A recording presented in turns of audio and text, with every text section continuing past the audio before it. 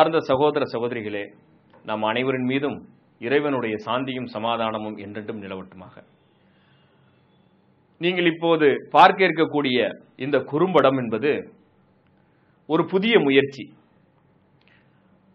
அதாவது வரலாறுகளை நாம் சொற்பொழிவாக கேட்டு தெரிந்திருக்கின்றோம், புத்தகங்களாக படித்து தெரிந்திருக்கின்றோம், சில வரலாற்று சம்பவங்கள் திரைப்படங்களாக வந்திருக்கின்றது, பல்வேறு பகுதிகளுக்கு சென்று நேரடியாக படம் பிடிக்கப்பட்ட குறும்படங்களாக வந்திருக்கின்றது. ஆனால் இந்த வரலாற்று சம்பவம் என்பது புகைப்படங்கள் மூலமாகவும் காட்சிகளாகவும் அதை விளக்கக்கூடிய விளக்க உரையாகவும் தொகுக்கப்பட்டிருக்கிறது. இது ஒரு புதிய முயற்சியை எடுத்திருக்கின்றோம். எல்லாம் வல்ல இறைவன் இந்த முயற்சிக்கு உதவி செய்ய வேண்டும். மிக அற்புதமாக இறைவனுடைய உதவியால் இது தெளிவான ஒரு வரலாற்று விளக்க உரையாக விளக்க படமாக வந்திருக்கின்றது. அதாவது இஸ்லாம் இந்த அரேபிய மண்ணில் இஸ்லாம் தோன்றி அது எப்படி இந்த பிரதேசங்களுக்கு பரவியது, மத்திய ஆசியாவிற்கும் வட ஆப்பிரிக்காவிற்கும் எப்படி இது பரவியது, எந்தெந்த காலகட்டத்திலே பரவியது, அப்படி பரவுகின்ற நேரத்தில் எங்கெல்லாம் போர்கள் நடைபெற்றன, யாருடைய தலைமையில் சென்றது என்பது போன்ற விஷயங்கள், எந்தெந்த வருடங்களிலே சென்றது என்பது போன்ற விஷயங்கள், பிறகு அது வட ஆப்பிரிக்கா முழுவதும் இஸ்லாம் சென்று வட ஆப்பிரிக்காவிலிருந்து ஐரோப்பாவினுடைய வடமேற்கு எல்லையான ஸ்பெயினிற்குள் எப்படியெல்லாம் அது இஸ்லாம் சென்றது, எந்த காலகட்டத்திலே சென்றது, இஸ்லாம் ஸ்பெயினுக்கு சென்று ஏறக்குறைய 800 வருடங்கள் ஸ்பெயினில் இஸ்லாம் செய்த சாதனைகள் என்ன என்பதை பற்றி இந்த குறும்படத்திலே தொகுத்திருக்கின்றோம். இதற்காக பல வரலாற்று நூல்கள், வரலாறுகளை தாங்கியிருக்கக்கூடிய வெப்சைட்டுகள், பல்வேறு புகைப்படங்கள், பல்வேறு அறிஞர்களுடைய கருத்துக்களை எல்லாம் ஒருங்கிணைந்து கடந்த 6 மாத காலமாக முழுமையாக இதற்கென்றே நம்முடைய கவனங்கள் எல்லாவற்றையும் செலுத்தி ஒரு அருமையான ஒரு ஆவண பொக்கிஷமாக இதை தயாரித்திருக்கின்றோம். இது ஒரு வரலாற்று ஆவணம். இது மாதிரியான முயற்சிகள் முன்பு நடைபெற்றதா என்பது பற்றி தெரியவில்லை. ஆனால் இந்த சம்பவம் என்பது இப்போது குறுந்தகடுகளாக, அதாவது டிவிடிகளாக இன்ஷா அல்லாஹ் வெளியிட இருக்கின்றோம். முதலில் தமிழிலும் பிறகு பிற மொழியிலும் இதை வெளியிட இருக்கின்றோம். இந்த டிவிடிகளிலே பதிவு செய்து இதை வெளியிடுவதன் மூலமாக இனி வரக்கூடிய இன்னும் ஒரு 500-600 ஆண்டுகளுக்கு அல்லது 1000 ஆண்டுகளுக்கு இந்த செய்திகள், அதாவது 7ஆம் நூற்றாண்டில் இருந்து ஒரு 14ஆம் நூற்றாண்டு வரை, 14ஆம் நூற்றாண்டினுடைய மையப்பகுதி வரைக்கும் இஸ்லாம் எந்த அளவுக்கு கோலோச்சி இருந்தது ஐரோப்பாவில், அதாவது ஐரோப்பாவினுடைய வடமேற்கு எல்லையாக இருக்கக்கூடிய ஸ்பெயினில் எந்த அளவுக்கு அங்கே வாழ்ந்த முஸ்லிம்கள் அறிவாற்றலில் சிறந்தவர்களாக விளங்கி இருந்தார்கள் என்பது பற்றிய தகவல்களை எல்லாம் உள்ளடக்கி இப்போது 10ஆம் நூற்றாண்டிலும் 9ஆம் நூற்றாண்டிலும் நடைபெற்ற சம்பவங்களை 20ஆம் நூற்றாண்டில், அதாவது 21ஆம் நூற்றாண்டிலே நாம் புகைப்படங்களாக குறுந்தகடுகளாக நாம் தொகுத்திருக்கின்றோம். இன்னும் ஒரு 1000 வருடங்களுக்கு இதை நாம் பதிவு செய்து பாதுகாப்பாக வைத்திருக்கக்கூடிய ஒரு வேலையை நாம் செய்திருக்கின்றோம்.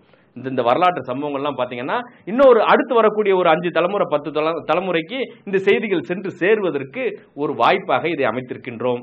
இந்த முயற்சிக்கு எல்லாம் வல்ல இறைவனிடம் நீங்கள் பிரார்த்திக்க வேண்டும்.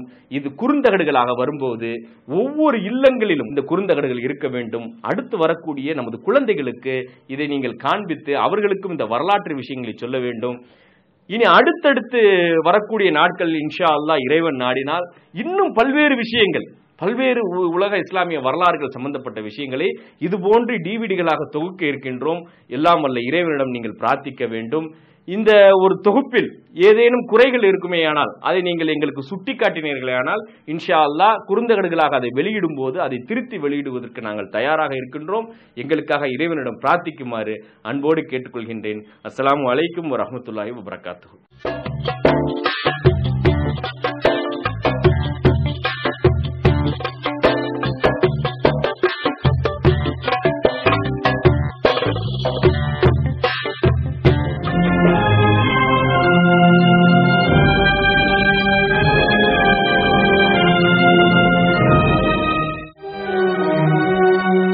ஐரோப்பிய கண்டத்தில் வடமேற்கு நுழைவு வாயிலான ஸ்பெயினில் இஸ்லாம் பதித்த சுவடுகள், அரசியல் ரீதியான தாக்கம், பிரமிப்பூட்டும் அதன் எழுச்சி, வரலாற்றை வருத்தப்பட வைக்கும் அதன் வீழ்ச்சி போன்ற உண்மைகளை நாம் அனைவரும் தெரிந்து கொள்ள வேண்டும் என்ற நோக்கில் மிகுந்த சிரமமான இந்த முயற்சியை செய்துள்ளோம்.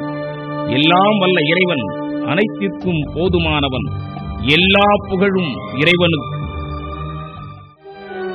உலக மக்கள் தொகையில் இன்று ஏறக்குறைய 150 கோடி மக்களால் பின்பற்றக்கூடிய மார்க்கமாக, வாழ்வியல் நெறியாக இஸ்லாம் திகழ்கிறது. உலகின் மிகப்பெரிய மதங்களில் இஸ்லாம் 2ஆம் இடத்தில்.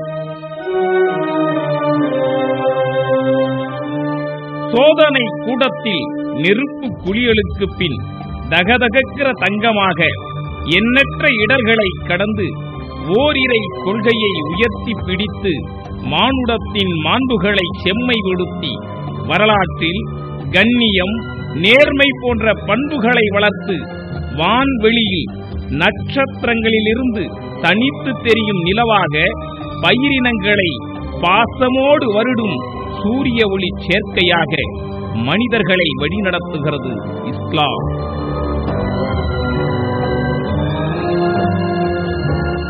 உலகின் எல்லா துறைகளிலும் தனது பங்களிப்பை எல்லோருக்கும் முன்னோடியாக ஆர்ப்பாட்டமின்றி அமைதி சூழலில் பதித்து வைத்திருக்கிறது இஸ்லாம். ஒரு தனி மனிதனின் அன்றாட வாழ்விலிருந்து தொடங்கி உலகை அச்சுறுத்தும் வல்லரசுகளின் நடவடிக்கைகள் வரை இஸ்லாம் தனது கருத்தியலால் மிகப்பெரிய தாக்கத்தை உருவாக்கியுள்ளது. இஸ்லாம் என்ற உயர்ந்த வாழ்க்கை நெறி, அரசியல் வழிகாட்டி, தத்துவ விளக்கம் மண்ணுலகின் பரப்பெங்கும் பரவியது எப்படி? எல்லா வகை ஏற்ற தாழ்வுகளை நிரவியது எப்படி? இந்த நெடிது வளர்ந்த வரலாற்றின் ஒரு பகுதியை மட்டும் எடுத்துக்கொண்டு வரலாற்று அடிப்படையில் ஆய்வு செய்து உண்மைகளை பதிய வைப்பதே இந்த குறும்படத்தின் குறிக்கோள்.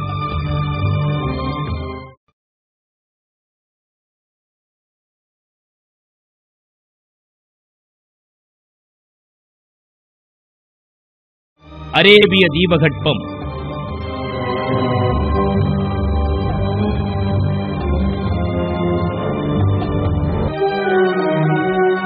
உலகின் மையப் பகுதியில் அமைந்துள்ளதுதான் அரேபிய தீபகற்பம்.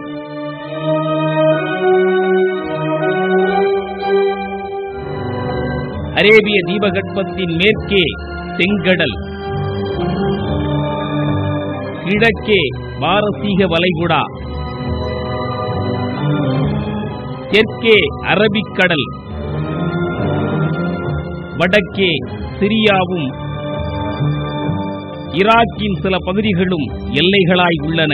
இந்த மணற்பாலைவனங்கள் தான் அக்காலத்தில் அந்நியர் தமது ஆதிக்கத்தை அரேபிய தீபகற்பத்தில் செலுத்த முடியாமல் போனதற்கு பேரிடராகவும் பெருங்காரணமாகவும் அமைந்தது.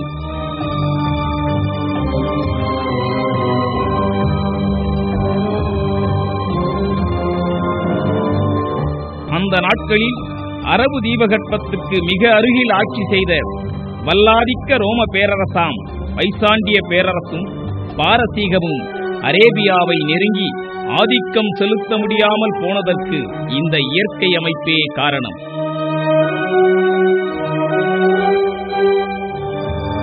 அரேபிய பாலைவனங்களிலும் மலைகளிலும் வாழும் மக்கள் எப்போதுமே ஒரு முரட்டு சுபாவம் உடையவர்களாக, சுதந்திர பிரியர்களாக இருந்தார்கள். அவர்களை அடக்குவது அவ்வளவு எளிதான காரியமல்ல. அன்றைய அரேபியாவின் கடற்கரை ஓரத்தில் மக்கா என்றும் யாத்ரீப் என்றும் 2 சிறிய நகரங்கள் இருந்தன.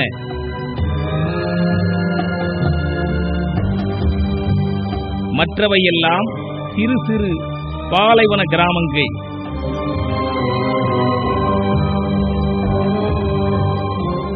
அங்கு வாழ்ந்த மக்கள் பெரும்பாலும் பதாவின் பழங்குடியின மக்களாக பாலைவனத்தில் வாழ்பவர்களாக இருந்தார்கள்.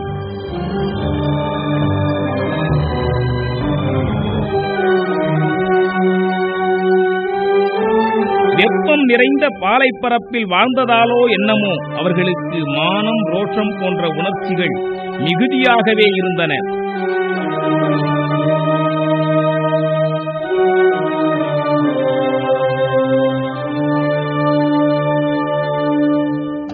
ஒரு சொல் தாளா தன்மானம் அவர்களின் உடன் பிறந்த சன்மானம். இதனால் அடிக்கடி மோதல்கள், குழுச்சண்டைகள் என எப்போதும் சமருக்கு அஞ்சாத ரௌத்ரம் அவர்களிடம் இயல்பாகவே இருந்தது. இந்த ரௌத்ரம் கூட பிறர் அவர்களை அடக்கியாள முடியாமல் போனதற்கு காரணமாக இருக்கலாம். சுதந்திரம் என்பதே உணர்ச்சி உள்ளதுதானே.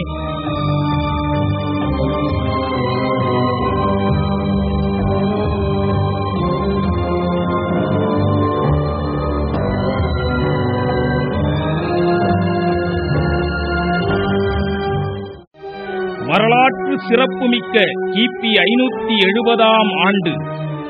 தனி மனித துதி, வாரிசு அரசியல், மூட நம்பிக்கைகள் சாடிய சிந்தனையாளர், மது, சூது, காமம், வட்டி என மனிதத்திற்கு எதிரான சமூக அநீதிகளை தகர்த்தெறிந்த மாவீரர். உலக வரலாற்றில் பெண்ணியத்தை பேசிய பேருண்மையாளர், மனிதத்தை மேன்மைப்படுத்திய மாண்பாளர், உலகின் புரட்சியாளர்களையெல்லாம் பின்னுக்கு தள்ளிய புரட்சியாளர். குர்ஆன், ஈமான், இறை நம்பிக்கை, மறை நம்பிக்கை இரண்டையுமே கேடயமாக்கி உம்மத்தே நபி எனும் தமது சந்ததியை வழிநடத்திய கண்ணியர். வெறும் 23 ஆண்டுகளில் உலகையே ஆட்கொள்ளும் கருத்து புரட்சிக்கு வழிவகுத்த மேன்மையாளர். இஸ்லாம் எனும் இனிய வாழ்க்கை நெறியை அகிலத்திற்கு மறு அறிமுகம் செய்து வைத்த மாநபி பெருமானார் முஹம்மது ரசூல் ஸல்லல்லாஹு அலைஹி வஸல்லம் அவர்கள் கிபி 570 பிறக்கிறார்கள்.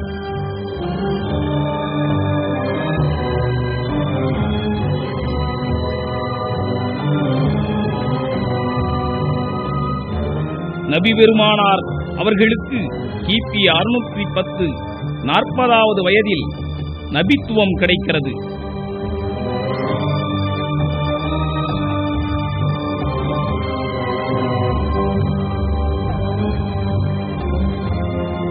நபிகள் நாயகம் ஸல்லல்லாஹு அலைஹி வஸல்லம் அவர்களுக்கு நபித்துவம் கிடைக்கப் பெற்று 12 ஆண்டு காலம் எண்ணற்ற துன்பங்களையும் துயரங்களையும் அனுபவித்து இறைவனியாம் இஸ்லாமை பிரச்சாரம் செய்து வந்தார்கள்.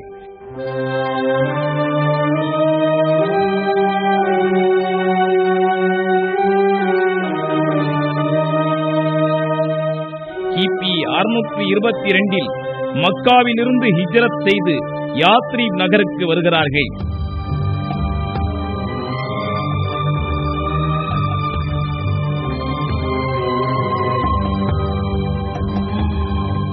கிபி 622 ஹிஜ்ரி 1 ரபியுல் அவ்வல் பிறை 12 செப்டம்பர் மாதம் 27ஆம் நாள் வெள்ளிக்கிழமை நபி அவர்கள் அந்த நகருக்கு வருகை தந்ததனால் யாத்ரீப் என்ற அந்த நகரை மக்கள் மதீனத்து நபி என்று அழைத்தார்கள். பிறகு இந்நகரம் மதீனா எனும் பெயரில் இன்றளவும் அழைக்கப்படுகிறது.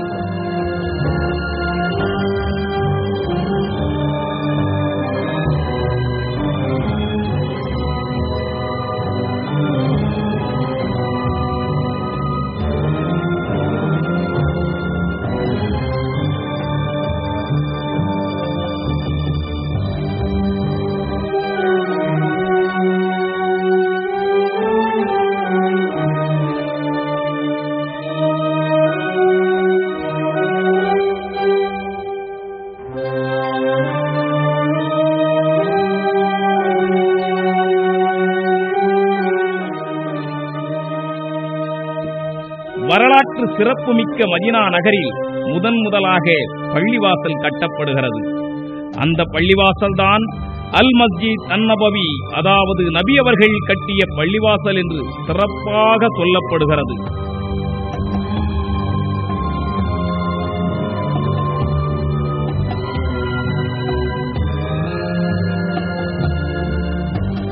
அந்த புனித பள்ளிவாசலில் வைத்துத்தான் பல வல்லரசுகளை வீழ்த்தி உலகையே தன் கைவசம் கொண்டு வந்த வரலாற்று சிறப்புமிக்க இஸ்லாமிய ஆட்சியை முதலாக நமது நபி ஸல்லல்லாஹு அலைஹி வஸல்லம் அவர்கள் நிறுவினார்கள்.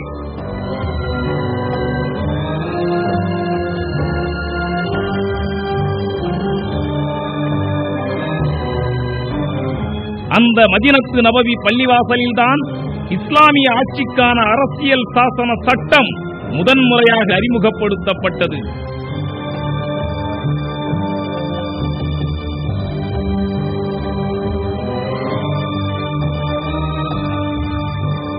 அடுத்து வந்த காலங்களில் இஸ்லாமிய ஆட்சியை விரிவாக்கவும் எதிரிகளிடமிருந்து மக்களை பாதுகாத்திடவும் ஓரிரை கொள்கையை உறுதியுடன் உள்ளத்தில் ஏந்திய எல்லாம் வல்ல அல்லாஹ்வுக்கு மட்டுமே அஞ்சக்கூடிய அசாதாரண ஆற்றலும் பலமும் பொருந்திய இஸ்லாமிய ராணுவத்தை நபி பெருமானார் அவர்கள் உருவாக்கினார்கள்.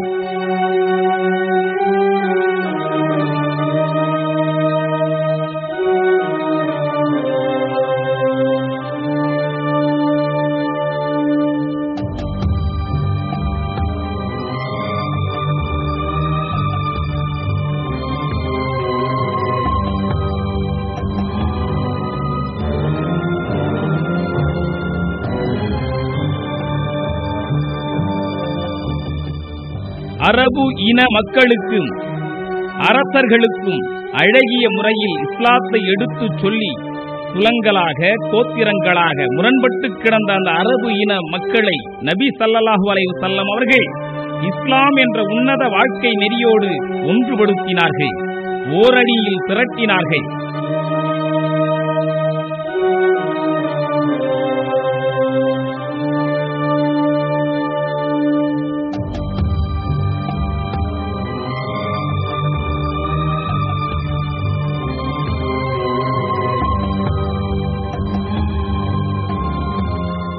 ஏகத்துவத்தை, ஈமானை ஏற்றுக்கொள்ளாதது மட்டுமன்றி இஸ்லாத்தை தழுவிய முஸ்லிம்களை கொலைவெறியோடு தாக்கி அழிக்க நினைத்த எதிரிகளை எண்ணற்ற போர்கள் மூலம் இஸ்லாமிய ராணுவம் வெற்றி கண்டது.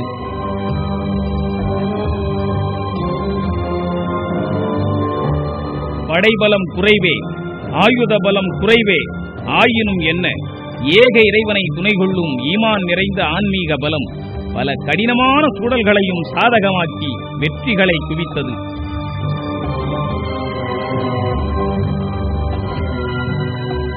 நபி ஸல்லல்லாஹு அலைஹி வஸல்லம் அவர்கள் காலத்தில் இஸ்லாம் மின்னல் வேகத்தில் அரபு தீபகற்பம் முழுவதும் பரவியது.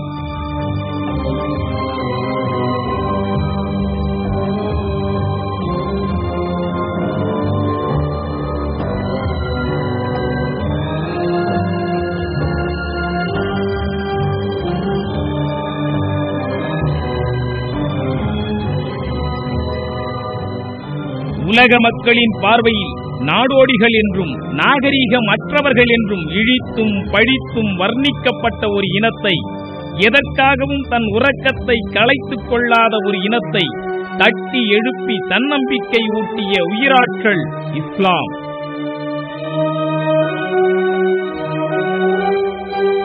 இஸ்லாம் உலகளவில் விரிவடைய துவங்குகிற நேரத்தில் உலகின் பிற பகுதிகளின் அரசியல், சமூக, சமய வாழ்க்கையை பற்றி அறிந்து கொள்வது அவசியம்.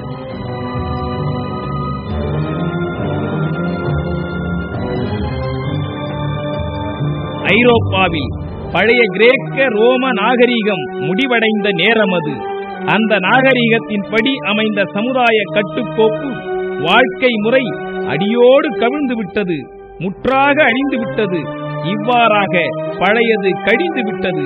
ஆனால் அதன் இடத்தில் புதியது புகவே இல்லை. ஆகவே ஐரோப்பா நாகரிகமற்று இருள் குடிகொண்டிருந்தது. பைசாண்டிய பேரரசின் தலைநகரமாக கான்ஸ்டான்டினோபிள் என்று அழைக்கப்படுகிற இன்றைய துருக்கி ஐரோப்பாவிலேயே மிகப்பெரிய நகரமாக விளங்கிக் கொண்டிருந்தது. பைசாண்டிய பேரரசின் கிரேக்க சக்கரவர்த்தியான ஹெராக்லிஸிடம் பாரசீக மன்னரான இரண்டாம் கிஸ்ரா தோல்வியடைந்து பாரசீக பேரரசுக்கு உட்பட்ட சில பகுதிகளை இழந்த நேரம் அது. மொத்தத்தில் மேற்றிசையில் ஐரோப்பாவும் கிழக்கில் பாரசீகமும் தத்தமது பெருமைகளை இழந்து உளுத்துப் போயிருந்த நேரம் அது. அக்காலத்தில் ஐரோப்பாவிலும் ஆப்பிரிக்காவிலும் பாரசீகத்திலும் வாழ்ந்த மக்கள் தங்கள் பிரதேசங்களில் இருந்த மதங்களின் மீதும் கொள்கைகளின் மீதும் நம்பிக்கையற்றும் கசப்புணர்வோடும் வெறுத்து போயிருந்தனர்.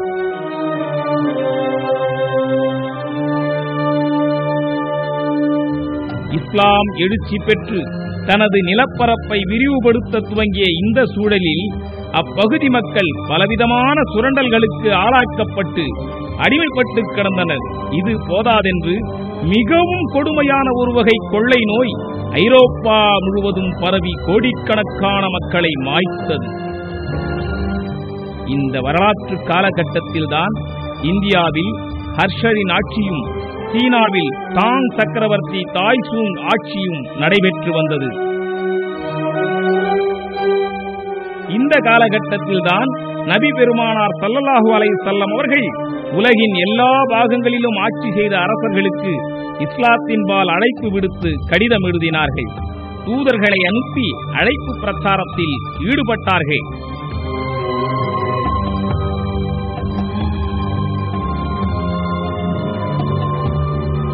பைசாண்டிய பேரரசின் சக்கரவர்த்திக்கும் பாரசீக மன்னனுக்கும் சீன சக்கரவர்த்திக்கும் நபி பெருமானார் அவர்கள் எழுதிய கடிதம் கிடைத்திருக்கின்றது.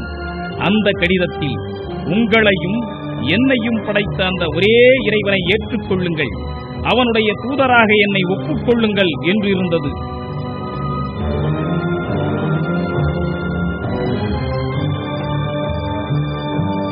நாகரீகமற்ற நாடோடிகள் வாழுகின்ற பாலைவன பகுதியில் இருந்து உலகின் பெரும் பகுதிகளை ஆளும் பேரரசர்களான தங்களுக்கு இப்படி ஒரு கடிதம் எழுதியது யார் என்று புருவம் உயர்த்தி வியந்தார்கள் அந்த பேரரசர்கள்.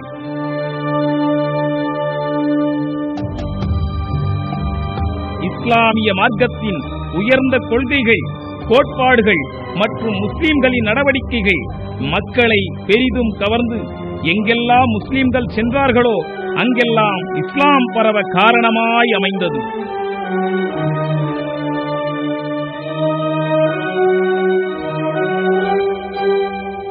குறிப்பாக சகோதரத்துவம், மனிதர்கள் அனைவரும் சமம் என்ற இஸ்லாத்தின் உயரிய கோட்பாடு ஆண்டான் அடிமை தலைகளை உடைத்தெறிந்து ஆப்பிரிக்காவில் வாழ்ந்த காட்டு மிராண்டிகளாகவே இருந்த பெர்பரின மக்கள் இஸ்லாத்தை ஏற்றுக்கொள்ள தொடங்கினார்கள். மனித சமுதாயத்திற்கு மேன்மையும் ஒழுக்கங்களுக்கு மகுடமும் சூட்டிய இஸ்லாம் உலகின் எல்லா திசைகளிலும் பரவத் தொடங்கிய போதுதான் நபி பெருமானார் ஸல்லல்லாஹு அலைஹி வஸல்லம் அவர்கள் இந்த உலகை விட்டு பிரிந்தார்கள்.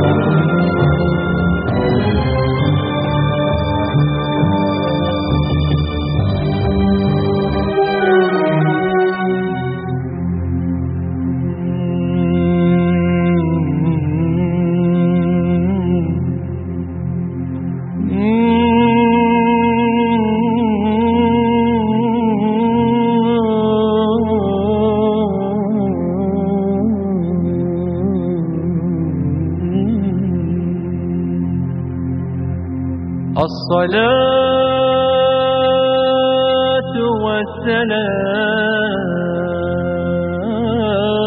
والسلام عليك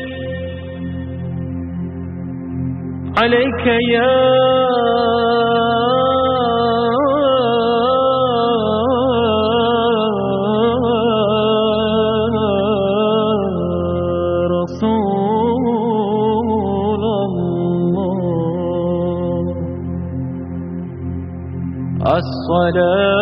الصلاة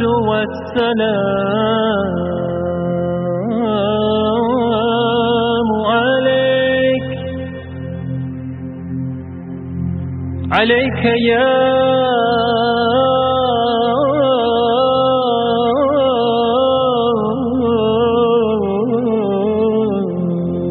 حبيب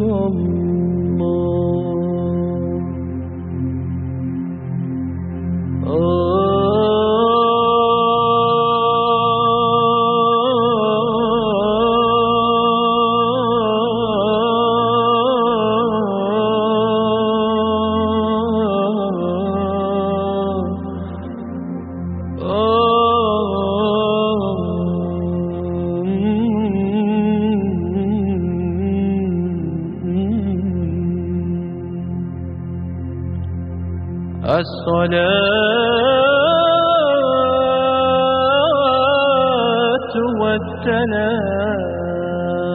عليك عليك يا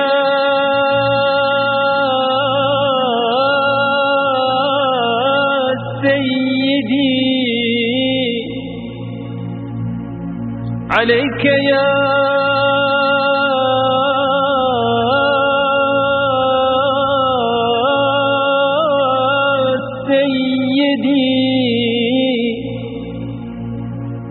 عليك يا سيدي عليك يا سيد الأولين والآخرين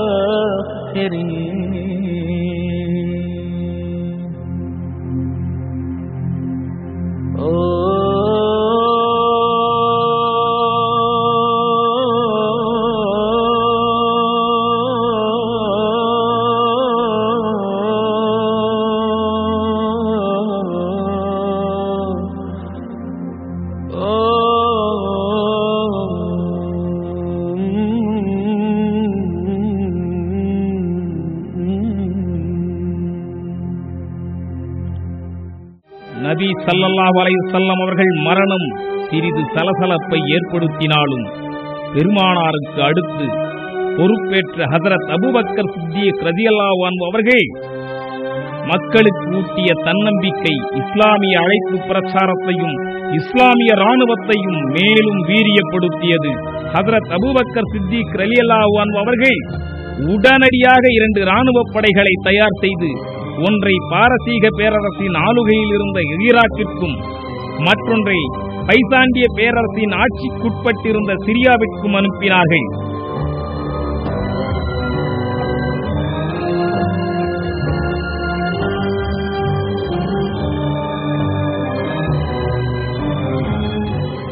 முதலாக முழுமையாக 2 மாபெரும் வல்லரசுகளை எதிர்த்து இஸ்லாம் படைகள் இறைவனுடைய ஆட்சியை ஏற்படுத்திட எல்லாம் அல்ல அல்லாஹ் பாதையில் போர் செய்திட புறப்பட்டது. இஸ்லாம் தனது எழுச்சி பயணத்தை தொடர்ந்த நேரத்தில் கிபி 634 நபி பெருமானாரின் தோழரும் இஸ்லாமிய பேரரசின் முதல் கலிஃபாவும் உண்மையாளர் என்று மக்களால் அழைக்கப்பட்டவருமான ஹஜ்ரத் அபூபக்கர் சித்தீக் ரலியல்லாஹு அன்ஹு அவர்கள் வஃபாத்தானார்கள்.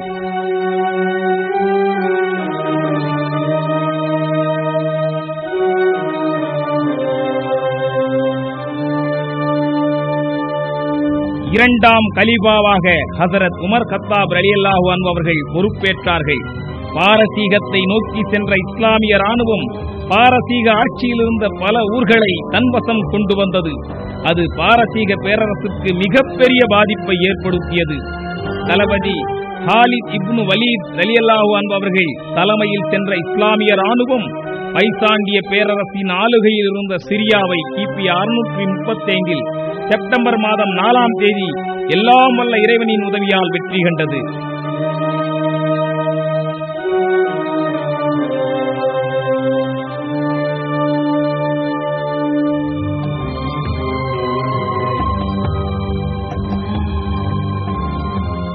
அந்த படை மேலும் முன்னேறி சென்று ஜோர்டனில் யார்முக் ஆற்றங்கரையில் வலிமை மிக்க பைசாண்டிய பேரரசின் ராணுவத்தை எதிர்கொண்டது. மிக கடுமையான யுத்தம் நடைபெற்றது.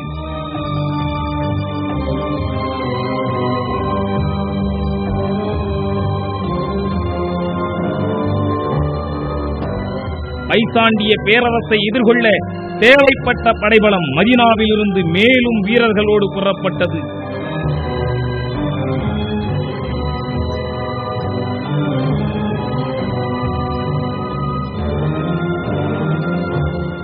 யார்முக் பள்ளத்தாக்கில் நடைபெற்ற இந்த யுத்தம் இறுதியாக வலிமை பொருந்திய கீர்த்தி பெற்ற பைசாண்டிய பேரரசை எல்லாம் வல்ல அல்லாஹ்வின் பெயரால் வீழ்த்தியது.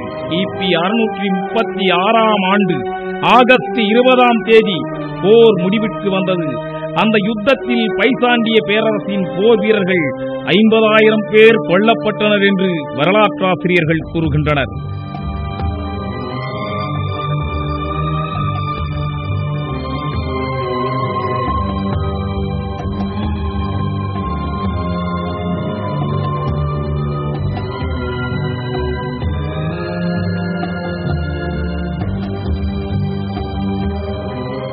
கலிஃபா ஹஜ்ரத் உமர் கத்தாப் அவர்கள் தலைமையிலான இஸ்லாமிய அரசு மேலும் ராணுவ பலம் பெற்று வீரியம் அடைந்தது.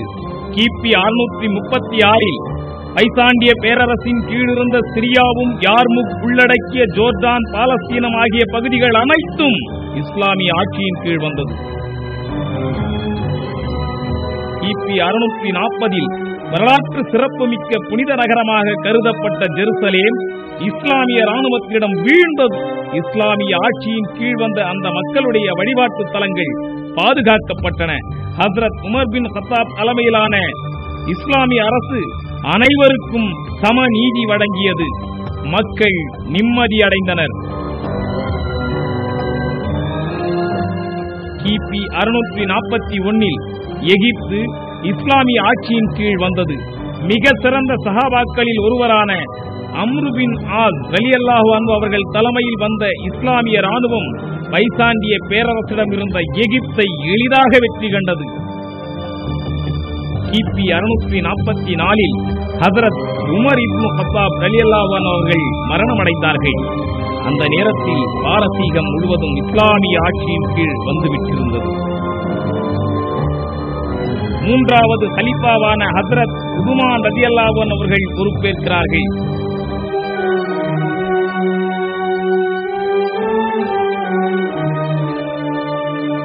கிபி 646 சிரியாவின் கவர்னரான முவாவியா ரலியல்லாஹு அன்ஹு அவர்கள் தலைமையில் பைசாண்டிய பேரரசின் ராணுவத்தை அவர்கள் எல்லைக்கருகிலேயே துரத்தி சென்று கிபி 649 சைப்ரஸ் நாட்டை கைப்பற்றி இஸ்லாமிய ஆட்சியின் கீழ் கொண்டு வந்தார்கள்.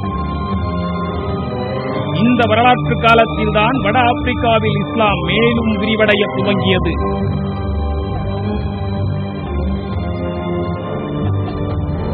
இந்த நேரத்தில்தான் இஸ்லாமிய ஆட்சியின் கீழ் இருந்த சில பகுதிகளில் குழப்பங்கள் தோன்ற ஆரம்பித்தன. கிபி 656 கலிஃபா ஹஜ்ரத் உஸ்மான் ரலியல்லாஹு அன்ஹு அவர்கள் கொலை செய்யப்படுகிறார்கள். குழப்பங்கள் உச்சத்தை அடைகின்றன.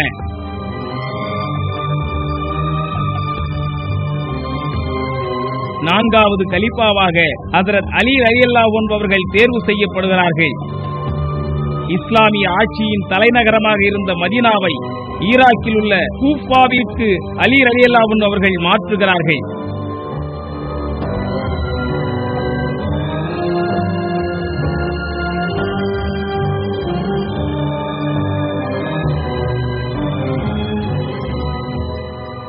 கிபி 661 ஹஜ்ரத் அலி ரலியல்லாஹு அன்ஹு அவர்களும் கொலை செய்யப்படுகிறார்கள். இஸ்லாமிய ஆட்சியின் தலைநகர் கூஃபாவில் இருந்து சிரியாவின் தலைநகரமான டமாஸ்கஸிற்கு மாற்றப்பட்டது. உமையாக்கள் ஆட்சியை கலிஃபா முஆவியா ரலியல்லாஹு அன்ஹு அவர்கள் நிறுவினார்கள்.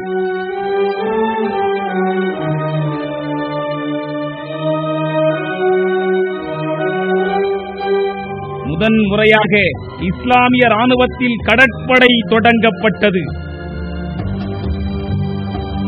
வடக்கு ஆப்பிரிக்காவில் தொடக்கத்தில் இஸ்லாத்தை ஏற்ற வீரமிக்க பெர்பரின மக்களோடு சேர்ந்த இஸ்லாமிய ராணுவம் வட ஆப்பிரிக்க நிலப்பரப்பு முழுவதையும் இஸ்லாமிய அரசின் கீழ் கொண்டு வந்தது.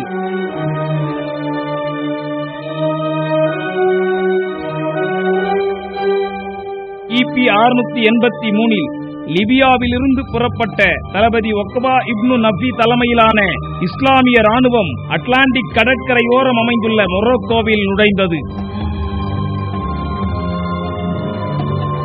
உள்ளே நுழைந்த தளபதி ஒக்பா இப்னு நஃபி அவர்கள் அட்லாண்டிக் கடலில் இறங்கி இறைவன் பெயரால் ஜெயிப்பதற்கு மேலும் பூமி இல்லையே என்று வருத்தப்பட்டார் என்று உலக சரித்திரத்தை எழுதிய பண்டித ஜவஹர்லால் நேரு அவர்கள் குறிப்பிடுகிறார்கள்.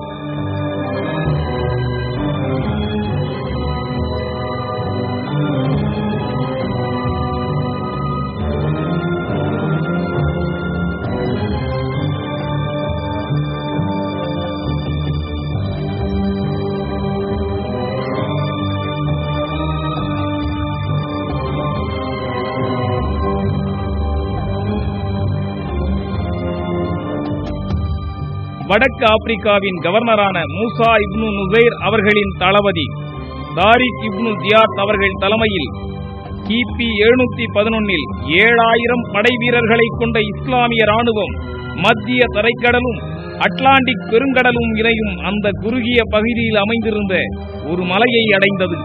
அன்றிலிருந்து அந்த மலைப்பகுதியை ஜபல் அல் தாரிக் என்று அழைத்தார்கள், அதாவது தாரிக்கின் மலை என்று அழைத்தார்கள். நாளடைவில் ஐரோப்பாவின் ஸ்பெயினையும் வடக்கு ஆப்பிரிக்காவின் மொரோக்கோவையும் இணைக்கும் அந்த மலையை ஜிப்ரால்டர் மலை என்றும், குறுகலான அந்த கடற்பரப்பை மிக பிரபலமான ஜிப்ரால்டர் ஜலசந்தி என்றும் அழைத்தார்கள். அப்பொழுது ஸ்பெயினை ஆண்டு வந்த கிறிஸ்துவ மன்னன் விசிகோத்தின் படைகள் கடல் வழியே வந்த இஸ்லாமிய கடற்படைகளோடு கடுமையான யுத்தம் தொடுத்தது.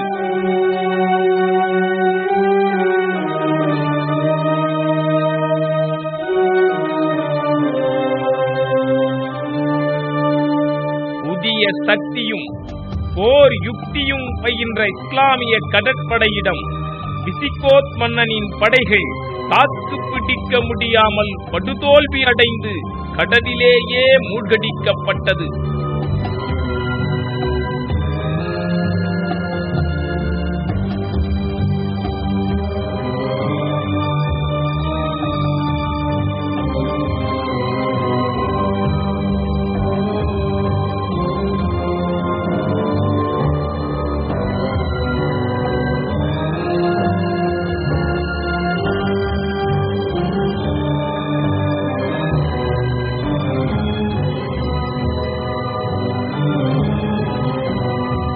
இஸ்லாமிய ராணுவம் வெற்றி களிப்போடு ஸ்பெயின் உள்ளே நுழைகிறது.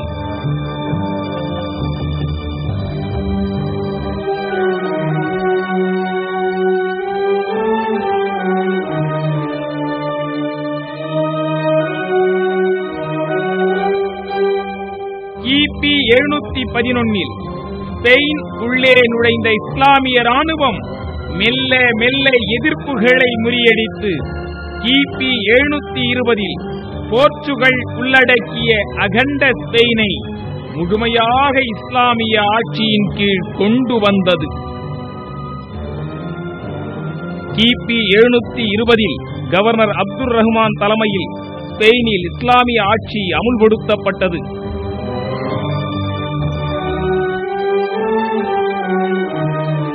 ஸ்பெயினை முஸ்லிம்கள் அரபியில் அல் அந்தலூசியா என்று அழைத்தார்கள்.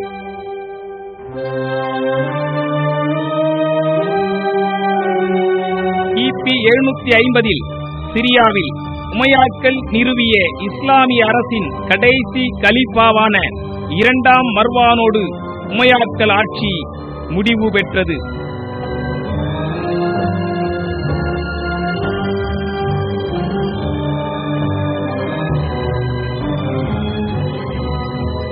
அப்பாசியாக்களின் எழுச்சி தொடங்கியது.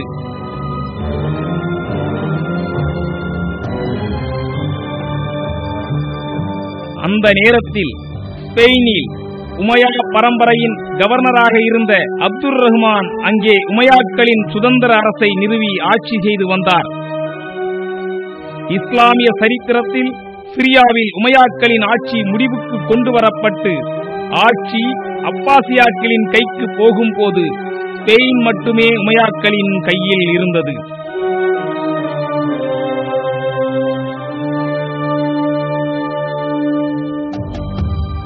கலீஃபா அப்துல் ரஹ்மான் அவர்கள் கார்டோபாவை தலைநகராக கொண்டு கார்டோபா பேரரசை நிறுவியிருந்தார். கலீஃபா அப்துல் ரஹ்மான் மற்றும் அடுத்து வந்த இஸ்லாமிய மன்னர்களின் ஆட்சியில் ஸ்பெயினில் இஸ்லாமிய நாகரீகத்தின் உயரிய கொள்கைகளினால் ஸ்பெயின் உன்னதமான மனிதவள மேம்பாடு கண்டது.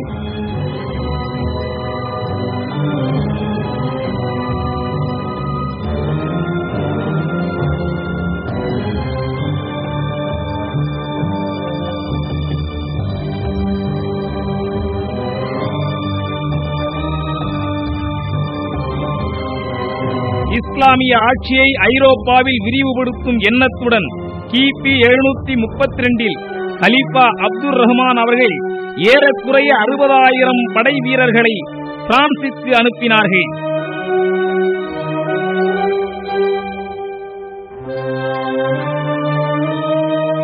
மேற்கு பைரின்னிஸ் குறுக்கே உள்ள லாயர் ஆற்றை நோக்கி படை சென்றது. அங்கே சார்லஸ் மார்ஷல் என்ற பிரெஞ்சு நாட்டு தளபதியால் இஸ்லாமிய படைகளின் முன்னேற்றம் தடுத்து நிறுத்தப்பட்டது.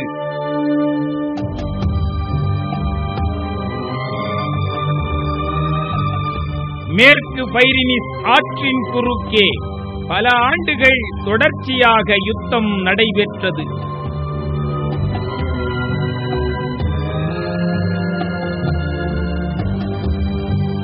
ஸ்பெயினில் இருந்து சென்ற இஸ்லாமிய ராணுவம் கடுமையாக போர் புரிந்தது. ஆனால் கடைசியாக பிரெஞ்சு தளபதி சார்லஸ் மார்ஷலை எதிர்க்க முடியாமல் மீண்டும் ஸ்பெயினுக்கே திரும்பியது.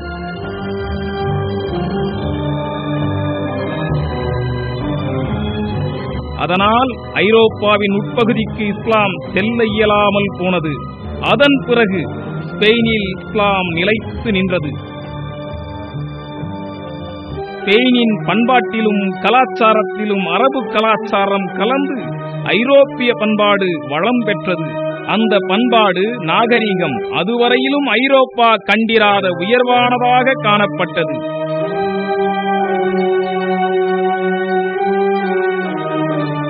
அறிவாற்றலோடு இஸ்லாமிய கலீஃபாக்கள் நீதியை நிலைநாட்டினார்கள்.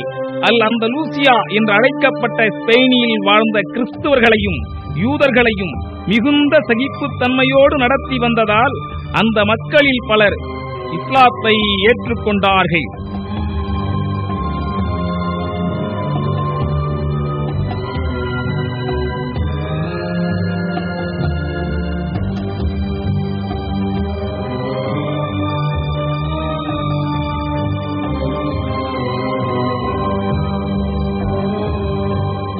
வர்த்தகம், விவசாயம், கலை, அறிவியல் கண்டுபிடிப்புகள் என்று ஐரோப்பாவிலேயே மிகுந்த பண்பாடு மிக்க நவநாகரீக பகுதியாக கார்டோவாவை உருவாக்கினார்கள்.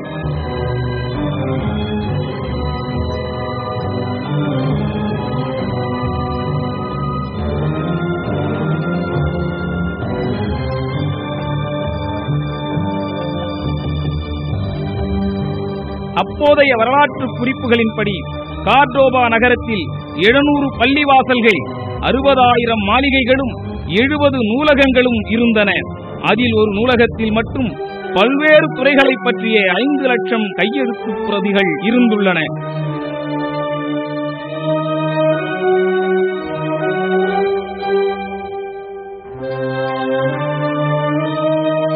பொது சுகாதாரம் கடைபிடிக்க ஏறக்குறைய 1000 பொது குளியலறைகள் அமைக்கப்பட்டிருந்தன. ஐரோப்பாவிலேயே முதலாக கார்டோவாவில் தான் தெருவிளக்குகள் பொருத்தப்பட்டன. கிபி 916 ஆண்டு 3வது அப்துல் ரஹ்மான் கலீஃபாவானார். இவர் இஸ்லாமிய மார்க்க விஷயங்களிலும் மதம் சாராத அறிவியல் இரண்டிலும் மிகுந்த ஆர்வம் கொண்டிருந்தார்.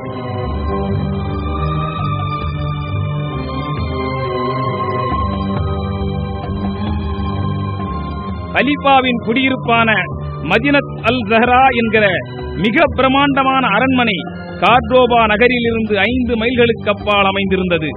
இந்த அற்புதமான மாளிகை உருவாவதற்கு 40 ஆண்டுகள் பிடித்தன.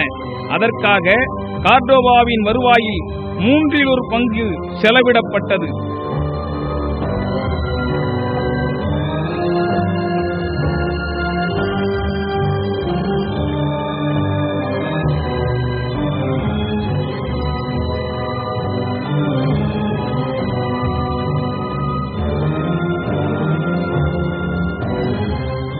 இந்த மாளிகை அந்த காலங்களில் உலக அதிசயங்களில் ஒன்றாக கருதப்பட்டது. இதுவே இந்தியாவில் தாஜ்மஹால் தோன்றுவதற்கும் காரணமாக அமைந்திருக்கலாம்.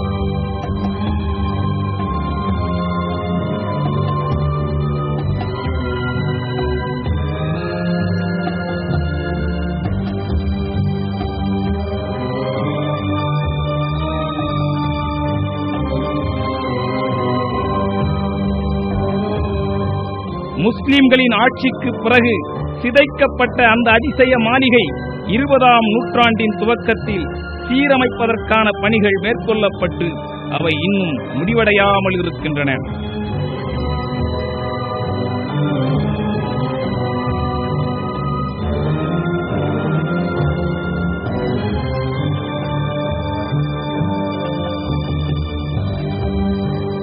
இஸ்லாமிய கட்டிடக்கலையின் அழகிய உவமையாக கார்டோபாவில் அமையப்பெற்ற பெரிய மோஸ்கிட்டோ பள்ளிவாசல்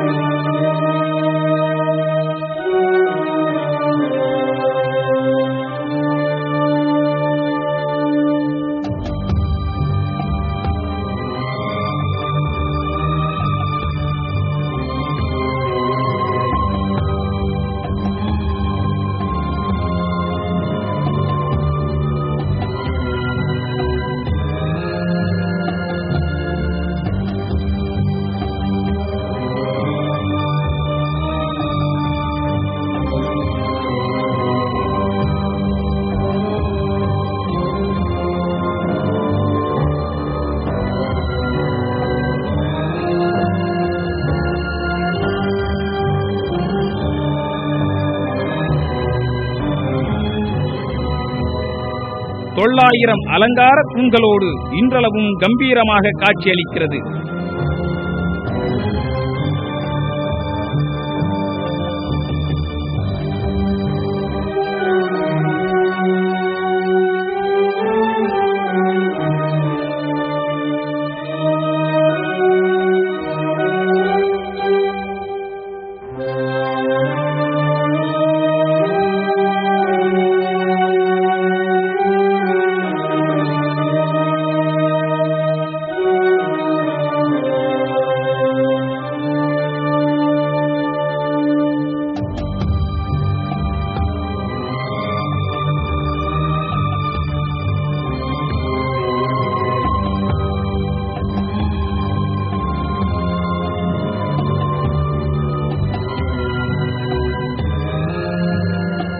இப்படி உன்னதமான இஸ்லாமிய கட்டிடக்கலையின் சிறப்புகளோடு பல கட்டிடங்கள் கார்டோபாவில் எழுப்பப்பட்டுள்ளது.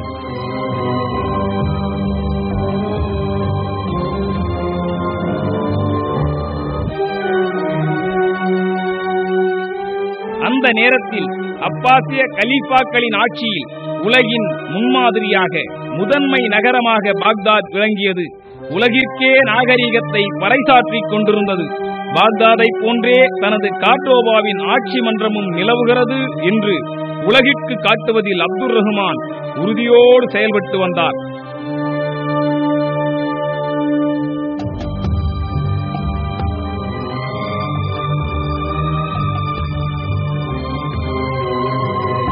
காலம் மற்றும் செலவுகளை பற்றி கவலைப்படாமல் பாக்தாதில் இருந்து அரிய நூல்களை இறக்குமதி செய்தார். அறிஞர்களை ஊக்குவித்து அவர்களை தனது பணியில் அமர்த்திக் கொண்டார். அதன் விளைவாக மிக விரைவில் அறிஞர்களும் கவிஞர்களும் தத்துவ வித்தகர்களும் வரலாற்று ஆசிரியர்களும் இசை மேதைகளும் அல்-அந்தலூசியாவில் குடியேறினர்.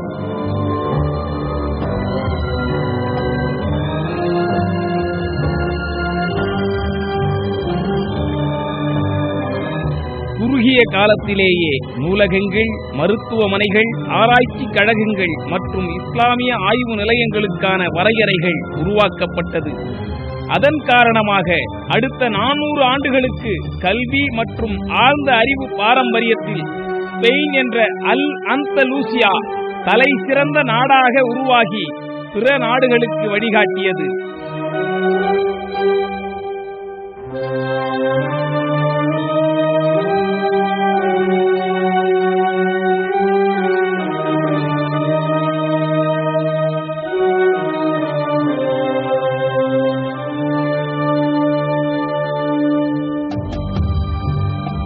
இனி அல்-அந்தலூசியாவின் அறிவியல் உச்சத்தில் நட்சத்திரங்களாய் மிளிர்ந்த சில அறிஞர்களை பார்ப்போம். அப்பாஸ் இப்னு பர்னாஸ். பல துறைகளில் ஆய்வில் ஈடுபட்டு வந்த இப்னு பர்னாஸ் விமானம் பறப்பதற்கான இயந்திரவியல் ஆய்வுகளை துவக்கினார். மரத்திலிருந்து 2 இறக்கைகளை உருவாக்கி விமானம் பறப்பதற்கான முதல் முயற்சியை மேற்கொண்டார். இது 6 நூற்றாண்டுகளுக்கு பின்னர் லியோனார்டோ டாவின்சி மேற்கொண்ட ஆய்வுகளுக்கு முன்னோடியாக விளங்கியது.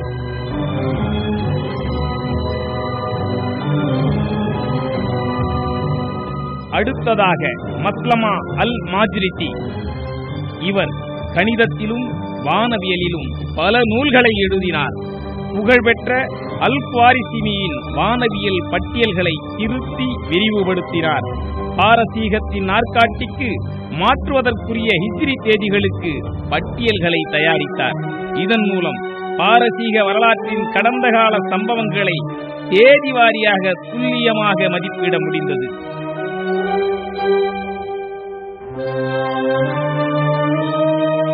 11வது நூற்றாண்டில் ஸ்பெயினின் கார்டோபாவில் சிறந்து விளங்கிய மற்றொரு முன்னணி கணித மேதை மற்றும் வானவியல் ஆய்வாளர் அல் சர்காலி. இவரை மேற்கு நாடுகளில் அர்சாச்சில் என்று அழைக்கிறார்கள். இவர் 11ஆம் நூற்றாண்டில் வாழ்ந்த முன்னணி கணித மற்றும் வானவியல் நிபுணர்.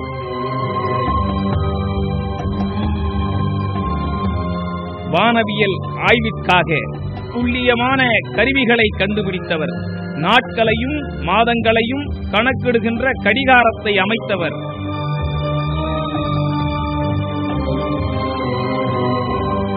மற்றொரு முக்கியமான அறிஞர் அல் பிட்ரூஜி.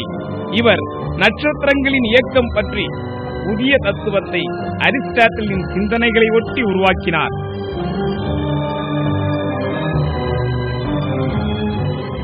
இப்னு அல் நபீஸ் இரத்த ஓட்டத்தை கண்டுபிடித்தார். அல் அந்தலூசியா இந்த உலகிற்கு அறிமுகப்படுத்திய மற்றொரு அறிஞர் அப்துல் காசிம் அல் ஜஹராவி. இவர் ஐரோப்பிய வரலாற்றின் மத்திய காலங்களில் மிக செல்வாக்கு பெற்ற அறுவை சிகிச்சை நிபுணர்.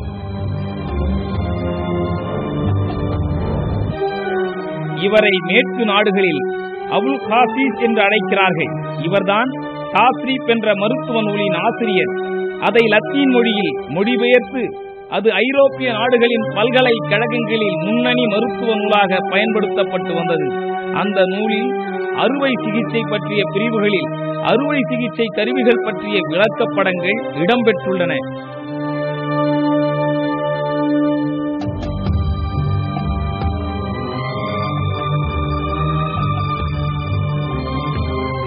மருத்துவத்துறையில் மற்றொரு சாதனையாக கட்டிகளை அறுவை சிகிச்சை மூலம் நீக்குகிற முறைகளை பற்றி முதலில் ஆய்வு செய்து விளக்கம் தந்தவர் இப்னு துபைர்.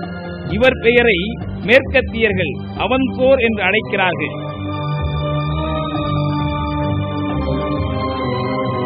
மருத்துவத்துறை வளர்ச்சியை தொடர்ந்து அந்தலூசியாவின் மிகவும் புகழ்பெற்ற தாவரவியல் நிபுணரான இப்னு அல் பேட்டார் எளிய மருந்துகளும் உணவும் என்கிற நூலை எழுதியிருக்கிறார். அதில் மருத்துவ குணங்கள் கொண்ட செடி கொடிகளை அகரவரிசையில் தொகுத்திருக்கிறார். இவற்றில் பெரும்பாலானவை ஸ்பெயின் மற்றும் வட ஆப்பிரிக்காவில் கிடைப்பவை. இந்த ஆராய்ச்சிகளுக்காக தனது வாழ்நாள் முழுவதும் செலவழித்து இறுதியில் வெற்றியும் பெற்றார்.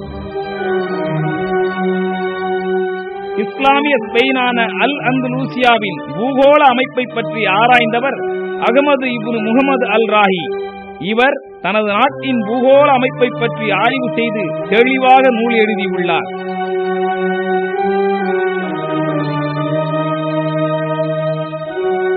இப்படி அறிவியல் மருத்துவ துறைகளில் பல அரிய ஆராய்ச்சிகளை மேற்கொண்டு உலகிற்கே அறிவு வெளிச்சத்தை இஸ்லாமிய ஸ்பெயினான அல் அந்தலூசியா வழங்கியது.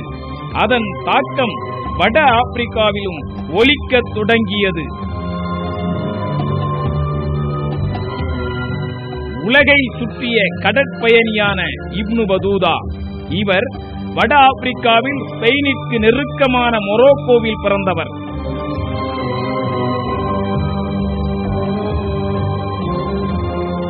இப்னு பதூதா 28 ஆண்டுகள் தொடர்ந்து விரிவான சுற்றுப்பயணங்கள் மேற்கொண்டு பல பயண நூல்களை எழுதியுள்ளார். இந்தியா வந்த இப்னு பதூதா முகமது பின் துக்ளக் அமைச்சரவையில் அமைச்சராகவும் இருந்திருக்கிறார். தனது கடற்பயணத்தின் போது தென்னிந்தியாவில் உள்ள கடற்கரை பகுதிகளான கீழக்கரைக்கும் காயல்பட்டினத்திற்கும் இலங்கைக்கும் இப்னு பதூதா வந்திருக்கிறார். இஸ்லாமிய ஸ்பெயினான அல் அந்தலூசியா மிகச் சிறந்த வரலாற்று ஆய்வாளர்களையும் இந்த உலகிற்கு தந்தது. இப்னு கல்தூன் போன்ற வரலாற்று ஆசிரியர்கள்தான் உலக வரலாற்றையும் நாகரிகங்களின் எழுச்சி வீழ்ச்சியை பற்றியும் ஆய்வுகளை நூல்களாக தொகுத்துள்ளனர். இப்னு கல்தூன் எழுதிய நூல்கள் சிறப்புமிக்க ஆவணங்களாக திகழ்கின்றன.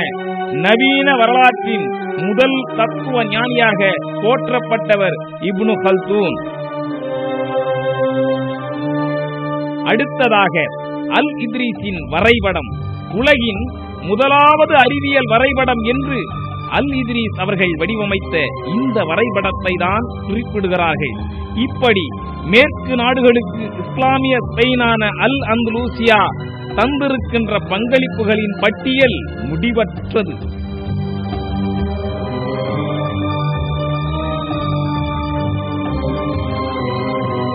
கணிதம், பொருளியல், மருத்துவம், தாவரவியல், பூகோளம், வரலாறு, தத்துவம் ஆகிய துறைகளில் அல் அந்தலூசியா முக்கிய பங்களிப்பு செய்திருப்பதுடன் முக்கியமான தொழில்நுட்ப கண்டுபிடிப்புகளிலும் புதிய தொழில்நுட்பங்களை புகுத்தியுள்ளது.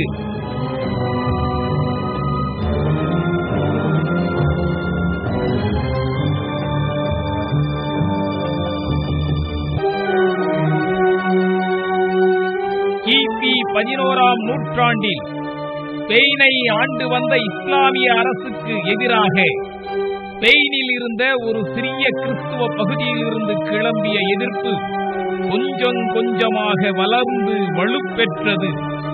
இந்த சந்தர்ப்பத்தை சரியாக பயன்படுத்திக் கொண்ட கிறிஸ்துவ படைகள் மன்னர் 6வது அல்போன்சா தலைமையில் ஸ்பெயினில் உள்ள டொலேடோவை இஸ்லாமிய அரசிடமிருந்து திரும்பவும் பிடித்துக் கொண்டது.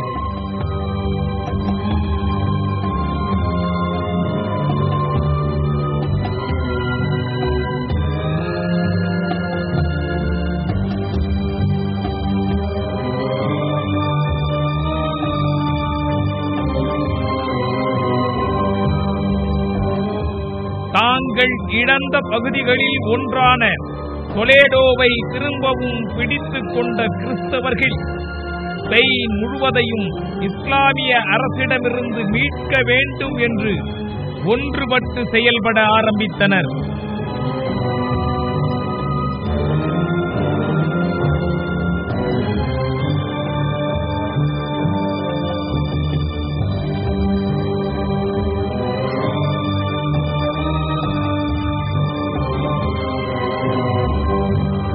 இந்த காலகட்டத்தில் இஸ்லாமிய சகாப்தத்தில் கடுமையான பிரச்சனைகள் தோன்ற ஆரம்பித்தது. இஸ்லாமிய ஸ்பெயினை ஆண்ட பல மன்னர்களுக்கு இடையில் உட்பூசல்களும் கருத்து வேறுபாடுகளும் வேரூன்றி வளரத் தொடங்கியதால் அவர்களுக்கிடையில் ஒற்றுமையை நிலைநாட்டுவதற்கு உண்டான எவ்வித சாத்தியக்கூறுகளும் இல்லாத நிலை ஏற்பட்டது.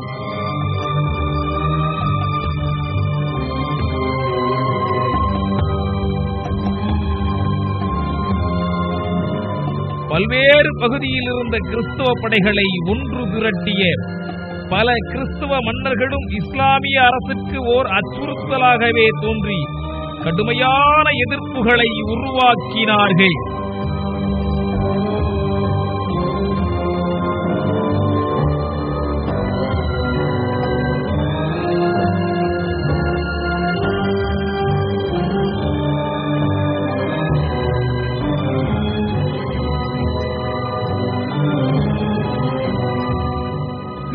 மன்னர்களின் எதிர்ப்புகளையும் அச்சுறுத்தல்களையும் சமாளிக்க முடியாத ஸ்பெயினின் இஸ்லாமிய அரசர்கள் வடக்கு ஆப்பிரிக்காவை ஆட்சி செய்து கொண்டிருந்த முஸ்லிம் மன்னர்களான பெர்பர் ஆட்சியின் ஆதரவை நாடியதால் அவர்கள் பெரும்படையை திரட்டி வந்து கிறிஸ்துவ எழுச்சியை முறியடித்தனர்.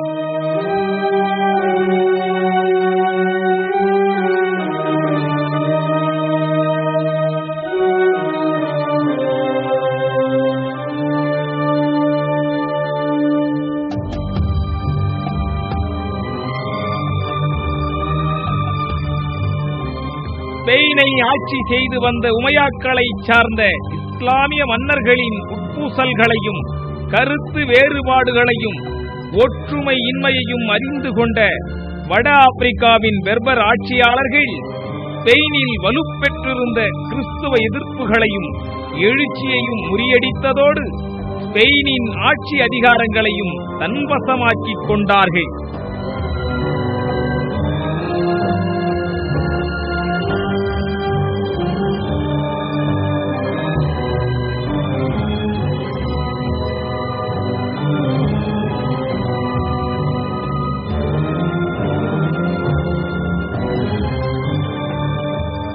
கிபி 1147 ஆட்சி அதிகாரத்தை கைப்பற்றிக் கொண்ட அல்மோராவித் பரம்பரையைச் சேர்ந்த பெர்பர் ஆட்சியாளர்களை அதே அல்மோராவித் பரம்பரையைச் சேர்ந்த மற்றொரு கூட்டணி இராணுவம் முறியடித்து ஸ்பெயினின் ஆட்சியை கைப்பற்றிக் கொண்டது. இப்படியாக ஸ்பெயினை ஆட்சி செய்து வந்த இஸ்லாமிய மன்னர்களுக்கிடையில் போர்கள் நடப்பதென்பது அன்றைய ஸ்பெயினின் இஸ்லாமிய சகாப்தத்தில் அன்றாட நிகழ்ச்சிகளில் ஒன்றாகி போனது. இதனால் இஸ்லாமிய மன்னர்களின் பலம் நாளடைவில் குறையத் தொடங்கியது.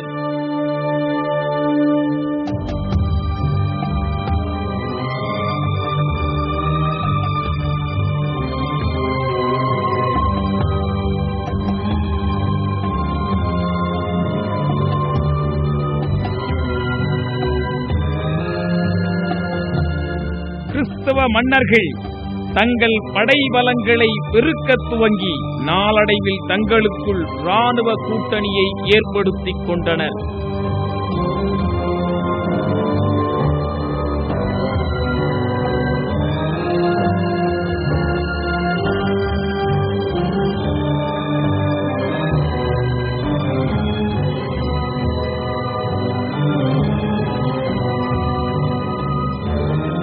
வலுவான இராணுவ பலத்தை பெற்ற கிறிஸ்துவ படைகள் ஸ்பெயினை முழுமையாக கைப்பற்றுவதற்காக முழு பலத்தையும் பிரயோகித்து அரபு ஆட்சிக்கு முற்றுப்புள்ளி வைக்க தொடங்கியது.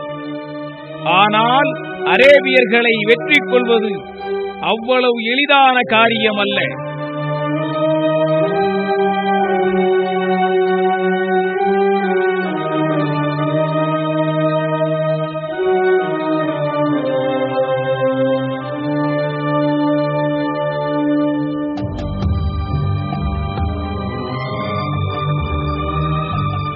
கிறிஸ்தவ இராணுவம் இடைவிடாது தொடர்ந்து கடுமையான பல போர்களை புரிந்தும் வலுவான தாக்குதல்களை நடத்திய பின்னரும் அரேபியர்கள் அவ்வளவு எளிதாக சரணடைந்து விடவில்லை. அல் அந்தலூசியா அவர்களின் மண்ணும் கூட அந்த மண்ணிலிருந்து கொஞ்சம் கொஞ்சமாகத்தான் அரேபியர்கள் பின்வாங்கத் தொடங்கினர்.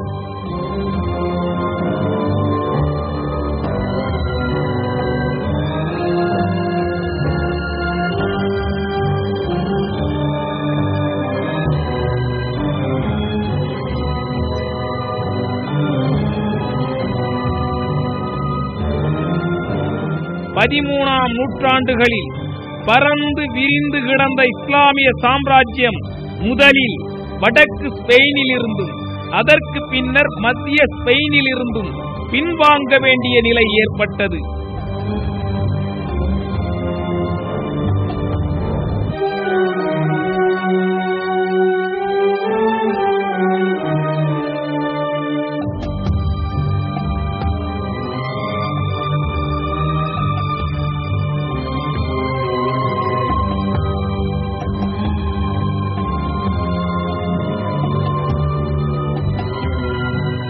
ஒரு மாபெரும் நிலப்பரப்பை ஆட்சி செய்து வந்த இஸ்லாமிய சாம்ராஜ்யம் வீழத் துவங்கி சிறு சிறு சிற்றரசுகளாக மாறத் துவங்கியது.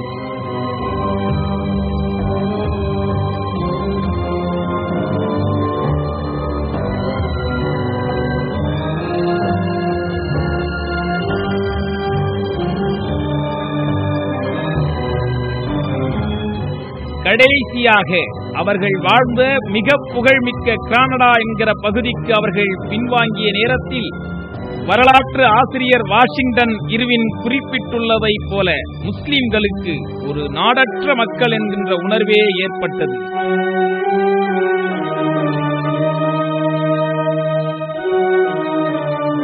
அதன் விளைவாக அல் ஹம்ரா என்கின்ற ஒரு நினைவு சின்னத்தை உருவாக்கினார்கள்.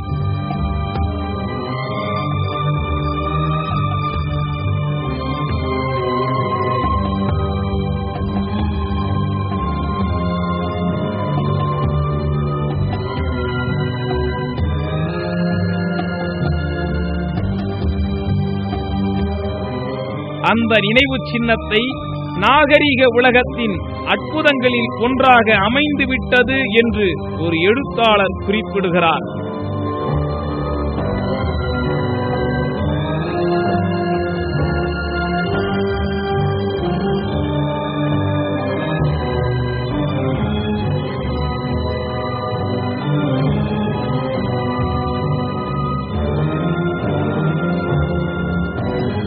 கனடாவை ஆட்சி செய்து வந்த முகமது இப்னு அல் அஹ்மர் அவர்கள் 1238ஆம் ஆண்டு அல் ஹம்ரா நினைவு சின்னத்தை அமைக்க துவங்கினார். அப்போது மன்னர் பெர்டினாண்ட் கனடாவை முற்றுகையிட்டார்.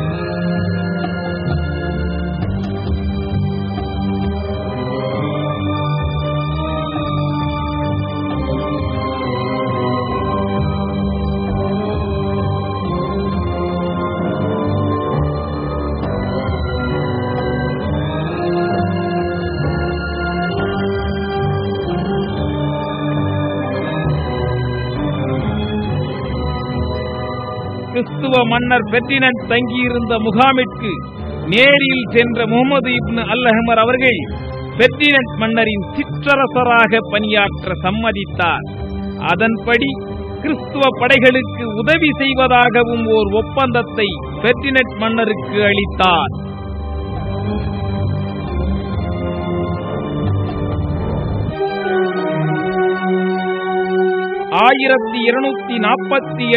ஆண்டு கிறிஸ்துவ படைகள் செவில் பகுதியை முற்றுகையிட்ட போது பெர்டினண்ட் மன்னருடன் செய்து கொண்ட ஒப்பந்தத்தின்படி கிறிஸ்துவ படைகளுக்கு உதவி அளிக்க வேண்டிய கட்டாயம் ஏற்பட்டது.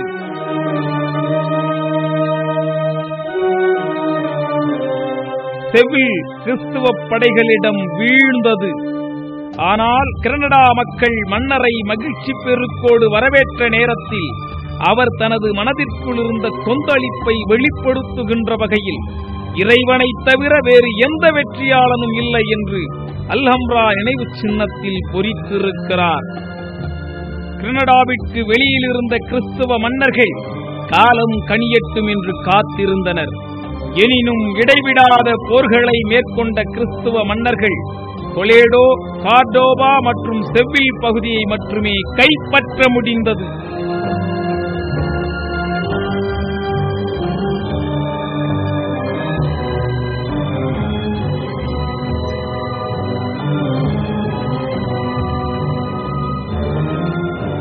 இறுதி வரையில் கனடா மட்டுமே கிறிஸ்துவ மன்னர்களின் ஆட்சிக்கு உட்படாமல் கிறிஸ்தவர்களுக்கு சிம்ம சொப்பனமாக விளங்கியது. எனினும் கனடாவை கைப்பற்றியே தீர வேண்டும் என்ற கிறிஸ்துவ மன்னர்கள் உறுதியாக இருந்தனர். கனடாவை பிடிப்பதற்காக அவர்கள் எடுத்துக்கொண்ட காலம் 2 நூற்றாண்டுகளை கடந்தது.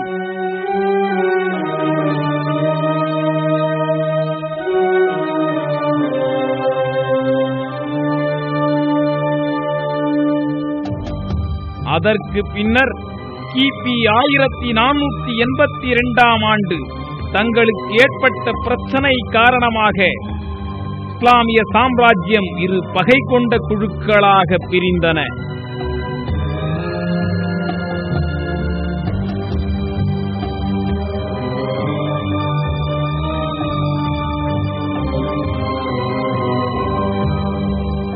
அந்த நேரத்தில்தான் இரு வலுவான கிறிஸ்துவ மன்னர்களான பெர்டினாண்ட் மற்றும் இசபெல்லாவும் திருமணம் செய்து கொண்டனர். இரண்டு கிறிஸ்துவ சாம்ராஜ்யங்கள் இணைக்கப்பட்டு ஒரே சாம்ராஜ்யமாக ஆயிற்று.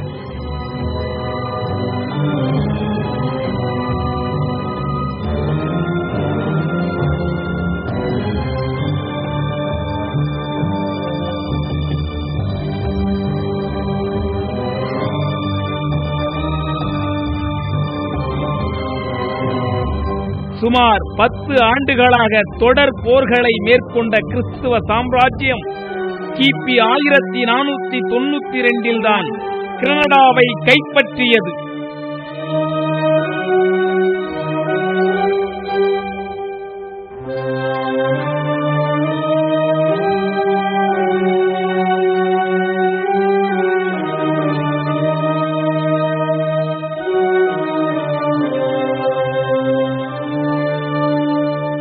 கிபி 1492 ஆண்டு ஜனவரி 2 நாள் கொலம்பஸை அமெரிக்காவுக்கு அனுப்பிவிட்டு பெர்டினண்டும் இசபெல்லாவும் இணைந்து கிறிஸ்துவ ஸ்பெயின் என்ற பதாகையை கையில் ஏந்தி அல்ஹம்ரா மற்றும் பாப்டில் மீது படையெடுத்து வந்தனர்.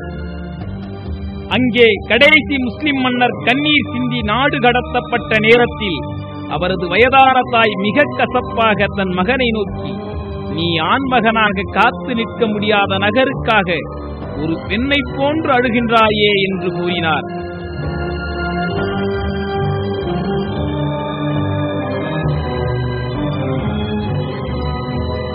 ஸ்பெயினில் இஸ்லாத்தின் கடைசி அத்தியாயம் குறித்து எழுதியுள்ள இர்வின், ஸ்பெயினிலிருந்து முஸ்லிம்கள் விரைவாகவும் முழுமையாகவும் வெளியேற்றப்பட்டும் ஒழித்து கட்டப்பட்டனர்.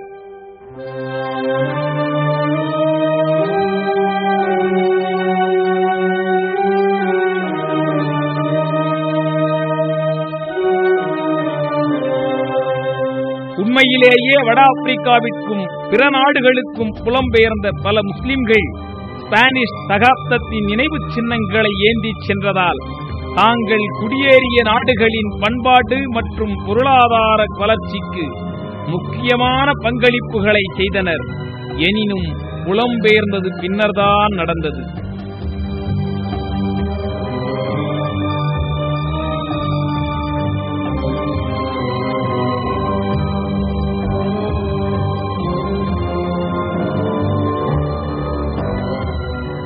கிறிஸ்துவர்கள் தங்களது கெடுபிடிகளை துவங்குகின்ற வரையில் முஸ்லிம்கள் சகித்துக் கொள்ளப்பட்டனர்.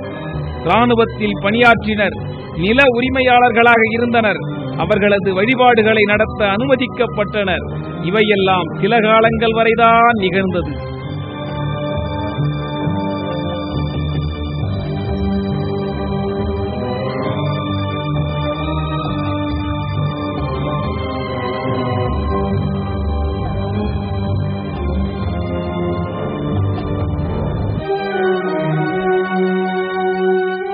கிறிஸ்துவ சாம்ராஜ்யம் ஸ்பெயின் முழுவதும் தனது அதிகாரத்தையும் கெடுபிடிகளையும் துவங்கியது.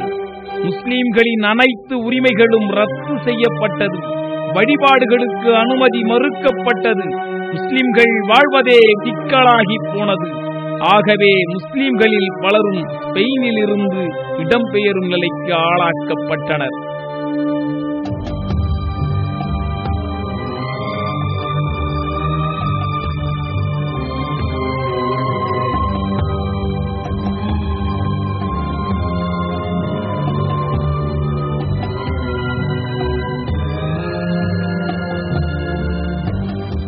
இறுதியாக 17ஆம் நூற்றாண்டின் துவக்கத்தில் மிச்சம் மீதி இருந்த முஸ்லிம்கள் அனைவரும் வலுக்கட்டாயமாக நாடு கடத்தப்பட்டனர்.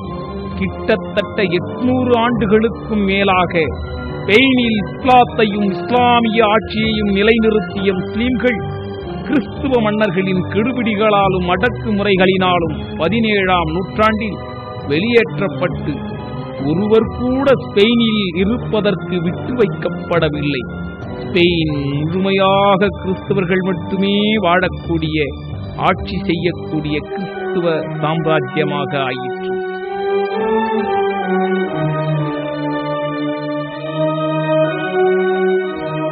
இஸ்லாமிய ஆட்சியினால் கண்ணியமும் கம்பீரமும் அடைந்த ஸ்பெயின், நாகரிகமும் நவீனத்துவமும் அடைந்த அதன் கலாச்சாரம் ஒற்றுமையின்மையால், குழு சண்டையால், அதிகார மோகத்தால் தேய்ந்து வீழ்ந்து தரைமட்டமானது. காலத்தால் அழித்தொழிக்க முடியாத இஸ்லாமிய வரலாறு நினைவு தழும்பாகி போனது. இந்த தழும்புகள் நமக்கும் எதிர்காலத்திற்கும் பாடமாக அமையட்டும்.